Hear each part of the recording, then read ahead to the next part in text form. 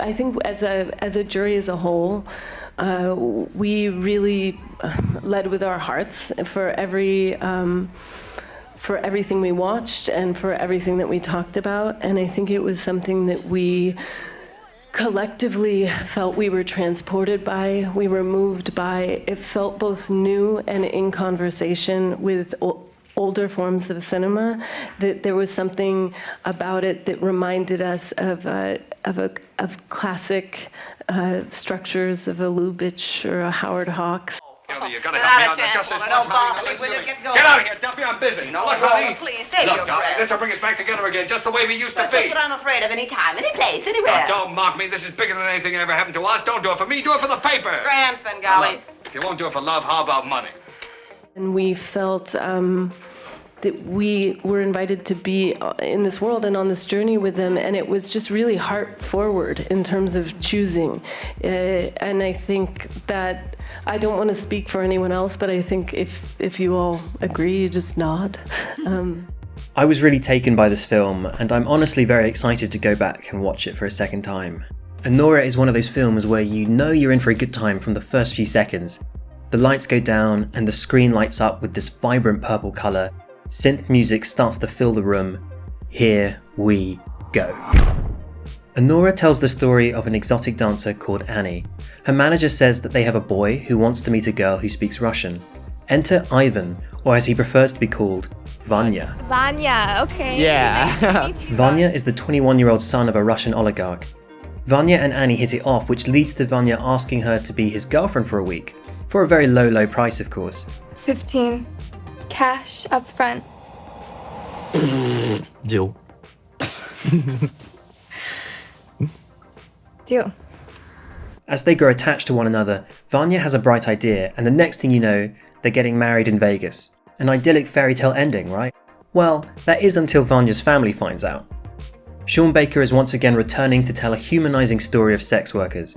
At the same time though, this does feel like a genre film. It's a tumbling roller coaster of adrenaline that doesn't relent in its expressive nature. I think that the word that I keep finding myself coming back to is refreshing. This is a film with action sequences and an R rating, but there's something about the way that Sean Baker utilises these things that makes it a refreshing approach. We've certainly seen R-rated blockbusters and comedies filled with action, but it definitely feels different in Anora. I think there's an innovative method to Sean Baker's directing that makes the film quite exciting without needing large explosions or extreme violence. I've been trying to understand this more by considering the exact feelings I've had whilst watching this. I think the word to describe my emotions is giddy. That is to say, it is edge-of-your-seat thrilling and rapidly paced, but it's not terrifying. Instead, it's rather joyous and laugh-out-loud hilarious. There's an energy to this film that is totally dictated by its characters and the way in which they conflict. Recently, I found this interview where Sean Baker adequately describes how he feels that action and comedy needs a new approach. These days, our action is just delivered through Marvel and through this stuff and and Fast and the Furious. And that's the one thing about the Fast and the Furious series that when they actually add the humor in there, I appreciate it more. When it's Jason Statham and The Rock, that's when I'm starting to even appreciate it more. And it's one thing I think is lacking from present day action fare. Treating the audience respectfully. You know what I mean? It's like all of the action scenes are incredible to watch, but then every scene between those action scenes, you're just like, what is happening right now? Sorry. There's been a lot of comparisons to the film Pretty Woman, just on the basis of their similar premise. That's becoming a dream come true. Time to shop. Though their stark difference is what's being embraced by the marketing. They're using the tagline, "It makes Pretty Woman feel like a Disney film." In truth, this giddy, edge-of-your-seat thrill makes the film seem closer to Uncut Gems than Pretty Woman.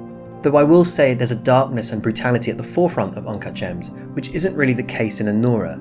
Anora's R rating gives the film a certain bite to it. I would say it's a sharpness in personality that's achieved without being guided by a male gaze. Again, it's all to do with the characters. They're the ones with a provocative, hedonistic nature, and they're the ones actively controlling the momentum of the film. Uncut Gems is similar to Anora in that both films were shot on 35mm film and utilised anamorphic lenses. Anamorphic glass stretches the image and creates this glossy look that's very beautiful to look at. On the wider anamorphic lenses, we can also start to see distortion around the edges, which can make for a very dizzying feeling.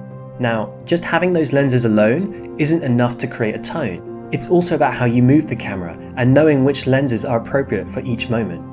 For Uncut Gems, that lens choice stems from a desire to create a paranoia, as well as a gritty intensity. For Anora, it's about an exuberant feeling of freedom. The width of the frame and how the characters dance across it gives this feeling that the camera can go anywhere and the characters can do anything. As a result of this, Anora features several montages that are tightly edited sequences of dynamic moments. I've heard somebody use the phrase lyrical filmmaking to describe this, and I think that's apt here. So this is a visually driven film, and I think it's truly held together by its key performers. Mikey Madison is fantastic to watch on screen, and you can't help but root for her. I love how throughout the film she comes across as fiercely headstrong. She's totally going to stand up for herself regardless of the odds against her.